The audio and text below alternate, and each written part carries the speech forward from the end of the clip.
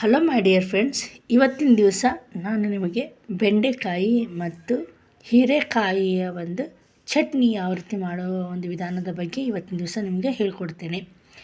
ನೋಡಿರಿ, ಈ ಒಂದು ಬೆಂಡೆಕಾಯಿ ಮತ್ತು ಹೀರೆಕಾಯಿಯ ತೊಗಟೆಯಿಂದ ನಮಗಾಗುವಂಥ ಉಪಯೋಗ ಏನಂತಂದ್ರೆ, ನಮ್ಮ ದೇಹದಲ್ಲಿರುವಂಥ ಜಡ ವಸ್ತುಗಳು ಅವನ್ನ ಮಲ ಮತ್ತು ಮೂತ್ರದಲ್ಲಿ ವಿಸರ್ಜನೆ ಮಾಡಿ ನಮ್ಮ ದೇಹವನ್ನು ಒಂದು ಒಳ್ಳೆಯ ಉತ್ತಮ ಸ್ಥಾನದಲ್ಲಿ ಇಡುವಂತಹ ಒಂದು ಆಯುರ್ವೇದಿಕ ಒಂದು ಸಸ್ಯಗಳಾಗಿವೆ.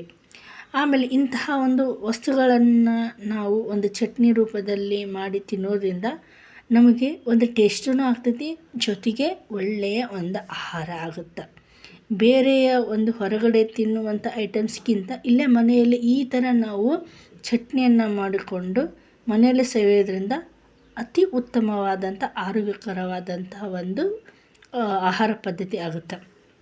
ಮೊದಲನೇದಾಗಿ ನಾವು ಈ ಒಂದು ಬೆಂಡೆಕಾಯಿಯನ್ನು ಒಂದು ಕನಿಷ್ಠ ಒಂದು 4 ಅಥವಾ 5 ಪೀಸ್ಗಳನ್ನು ತೊಗೊಂಡು ನೀವು ಏನು ಮಾಡಬೇಕು, ಈ ಥರ ನಾನು ಉದ್ದುದ್ದಾಗಿ ಪೀಸ್ ಕಟ್ ಮಾಡಿದ್ದೀನಿ. ನಿಮಗೆ ಯಾವ ಥರ ಚಿಕ್ಕದಾರ ಮಾಡಿರಿ ಅಥವಾ ದೊಡ್ಡದಾರ ಮಾಡಿರಿ, ಒಟ್ಟು ಉರ್ಲಿಕ್ಕೆ ಒಂದು 4-5 ಬೆಂಡೆಕಾಯಿಯನ್ನು ತೊಗೊಳ್ಳಿ. ಜೊತೆಗೆ ಹೀರೆಕಾಯಿಯನ್ನು ನಾವು ಪಲ್ಯ ಮಾಡುವಂಥ ಸಂದರ್ಭದಲ್ಲಿ ತುರಿದ್ಬಿಟ್ಟಂತಹ ಒಂದು ಏನಿರ್ತೈತಲ್ಲ ನಾರು, ಆ ತೊಗಟೆಯನ್ನು ನಾವು ತೊಗೊಂಡು ಏನು ಮಾಡಬೇಕು, ಇದನ್ನು ಸರಿಯಾಗಿ ಕ್ಲೀನ್ ಮಾಡಿ ಇದನ್ನು ಡ್ರೈಯಲ್ಲಿ ಇಟ್ಕೋಬೇಕು. ಜೊತೆಗೆ ಸ್ವಲ್ಪ ರುಚಿಗೆ ಅಥವಾ ಟೇಸ್ಟಿಗೆ ಒಂದು ಸ್ವಲ್ಪ ಕೊತ್ತಂಬರಿ, ಪುದೀನ ಇದ್ರೂ ಹಾಕ್ಬೋದು. ನನ್ನ ಕಡೆ ಇಲ್ಲ, ಅದಕ್ಕೋಸ್ಕರ ನಾನು ಹಾಕಿಲ್ಲ. ಆ್ಯಕ್ಚುಲಿ 2 ಅಥವಾ 3 ಹಸಿಳು ಪುದೀನವನ್ನು ಹಾಕಬೇಕು, ಅದು ಕೂಡ ಟೇಸ್ಟ್ ಆಗ್ತೈತಿ.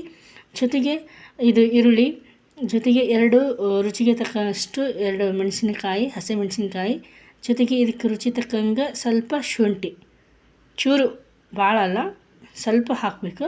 ಅದ್ರ ತಕ್ಕಂಗೆ ರುಚಿಗೆ ತಕ್ಕಂಗೆ ಜೀರಿಗೆ,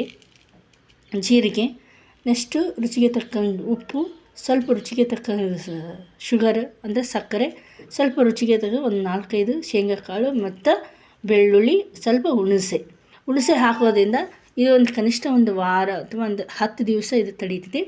ಈರುಳ್ಳಿಯನ್ನು ಕಡಿಮೆ ತೊಗೊಳ್ಳಿ, ಸುಮ್ಮನೆ ಟೇಸ್ಟಿಗೋಸ್ಕರ. ಆ್ಯಕ್ಚುಲಿ ಇದನ್ನು ಹಾಕಬಾರ್ದು, ಆದರೆ ರುಚಿಗೋಸ್ಕರ ನಾನು ಒಂದು ಈರುಳ್ಳಿಯನ್ನು ತೊಗೊಂಡು, ಸಣ್ಣ ಈರುಳ್ಳಿಯನ್ನು ತೊಗೊಂಡು ಇದನ್ನು ಮಿಕ್ಸ್ ಮಾಡ್ತಾಯಿದ್ದೀನಿ.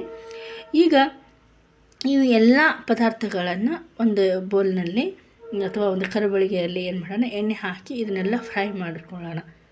ಬನ್ನಿ ಹಾಗಾದರೆ ಇದನ್ನು ಯಾವ ಥರ ಮಾಡೋದು ಅನ್ನೋದನ್ನು ನಿಮಗೆ ಇವತ್ತಿನ ದಿವಸ ಈ ವಿಡಿಯೋ ಮೂಲಕ ನಿಮಗೆ ನಾನು ತೋರಿಸ್ತೀನಿ.